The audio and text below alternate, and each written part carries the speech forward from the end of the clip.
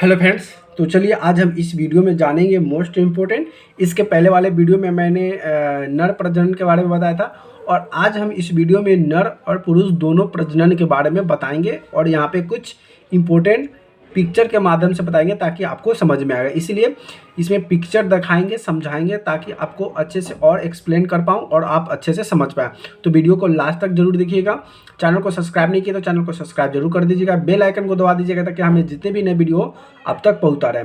चलिए सबसे पहले बात आता है, क्वेश्चन क्या है, गर्भ निरोध में विभिन्न विधियाँ कौन सी है। गर्भ निरोध के समय क्या क्या विधि होता है अथवा गर्भ निरोध के विभिन्न विधियों कौन सी है, किसी एक विधि के उदाहरण देकर समझाइए। मतलब उसको विधि क्या है गर्भ निरोध ठहरने का, इसके क्या कारण हो सकता है, कैसे ठहरते हैं, इसके बारे में हम बताएंगे और समझाएंगे। ठीक है, तो चलिए यहाँ से हम आपको बताते हैं क्या है कि देखिए, बच्चे के जन्म के नियमित करने के लिए आवश्यक है कि मादा का निषेचन न हो।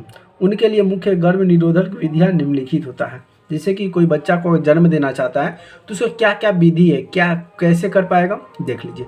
पहला रासायनिक विधि, क्या है, पहला आ गया रासायनिक विधि। रासायनिक विधि क्या होता है, तो देखिए अनेक प्रकार के रासायनिक पदार्थ मादा निषेच को रोक सकते हैं। किसको, मादा, देखिए नर नहीं, मादा, मादा मतलब महिला, उसको रोक सकते हैं। स्त्रियां के द्वारा गर्भ निरोधक गोलियां प्रयुक्त की जाती है। झागा की गोली, जेली, विभिन्न प्रकार की क्रीमें आदि यह कार्य करती है। बाजार में ओवरऑल, मालाडी, सहेली, अनवांटे 72 आदि इनके व्यवस्थित नाम है।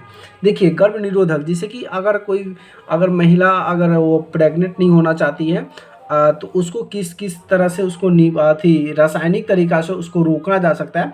देख लीजिए यहाँ पे स्त्रियों को गर्भ निरोधक गोलियां प्रयुक्त की जाती है जिससे वह गर्भधारण नहीं कर पाए, ठीक है, उसको प्रेग्नेंट नहीं हो पाए। उसके लिए विभिन्न तरह का गोलियां दिया जाता है, जैसे कि यहाँ पे जेली गोली हो गया और विभिन्न प्रकार के क्रीमें हो गया, कार्य करती है। बाजार में ओवरऑल, मालाडी, सहेली, इस तरह का जो विधियाँ जो है इस रोकने के लिए उपयोग में किया जाता है। ये अगर गर्भ निरोधक यानी कि महिलाओं को गर्भ ना ठहरे इसके लिए, और कोई प्रेग्नेंट हो जाती है तो उसके लिए इस तरह का जब इस्तेमाल करता है तो उसको वो वहाँ से वह प्रॉब्लम को निजात पाता है। अब पुरुषों में भी होता है, पुरुषों में जिसको नसबंदी कहते हैं, वो कुछ भी कर ले उसको बच्चा पैदा नहीं होता है। ठीक है, क्या कारण है, कैसे होता है, कैसे किया जाता है, उसको बोला जाता है शल्य। क्या है, शल्य। पुरुषों में नसबंदी यानी कि वेसेंटोमी तथा स्त्रियों में भी नसबंदी यानी कि टिवटोमिस के द्वारा निषेच को रोका जाता है। रोका किया जाता है कि देखिए यहाँ पे नसबंदी की बात बोले ना तो ये पुरुषों में दर्शाया गया और ये महिलाओं में है। ठीक, तो देखिए पुरुषों में यहाँ से वीरशक होता है, यानी कि वीरशक बोले तो वीर, क्या है, वीर। यहाँ पे दो अंडे दिखाई दे रहे हैं, ये और ये वीरशक है और ये इसके बीच में अंडाशय है, ये अंडाशय और ये भी अंडाशय है। जब अंडाशय में जब कोई वीर जाएगा नहीं तो ये तो गर्भ धारण करेगा ही नहीं, तो इसीलिए इसको यहाँ से इसको काट दिया जाता है, काटा नहीं, यहाँ से बांध दिया जाता है, फिर यहाँ से बांध दिया जाता है। उसी तरह से इसको भी बांध दिया जाता है। बांधने के बाद क्या है कि कोई भी कुछ भी करे यहाँ से वीर पास होता ही नहीं है और यहाँ से इसका वीर जो है यहाँ तो आएगा अंदर आने के बाद, लेकिन ये अंडा की तरफ पहुंच ही नहीं पाएगा, जिसकी वजह से यह गर्भधारण नहीं कर पाता है। तो दो तरह था, एक पहला रासायनिक विधि हो गया। रासायनिक विधि में क्या होता है कि कोई भी जैसे कि अगर अंडाशय में अगर वीर यहाँ पर आ ही गया, अगर मान लेते हैं कि वीर यहाँ पर आ ही गया पुरुष का, अगर ये यहाँ तक पहुँच भी गया तो एक केमिकल दवाई आता है जिसको रासायनिक बोलते हैं। रासायनिक दवाई खाएगा और ये केमिकल को ख़त्म कर देता है, यानी कि जो बच्चा बनने वाला था उसको जन्म से मुआ देता है।